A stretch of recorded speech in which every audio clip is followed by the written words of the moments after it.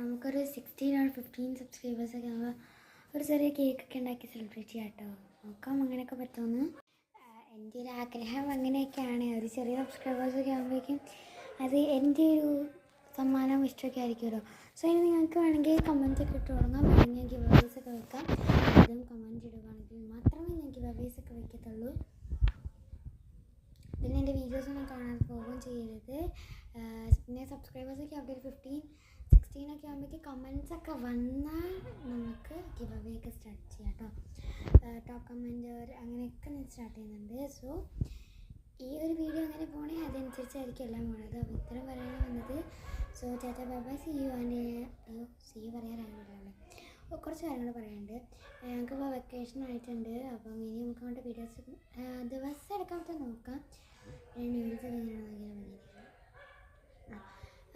പിന്നെ പറഞ്ഞല്ലോ, ഞാൻ ഒരു വീഡിയോ പോസ്റ്റ് ചെയ്തിട്ടുണ്ടാവും. മേ ബി നമുക്കിങ്ങനെ ഇതിൻ്റെ ഇടയിൽ ക്രാഫ്റ്റ് ഉണ്ടാക്കണതോ അല്ലെങ്കിൽ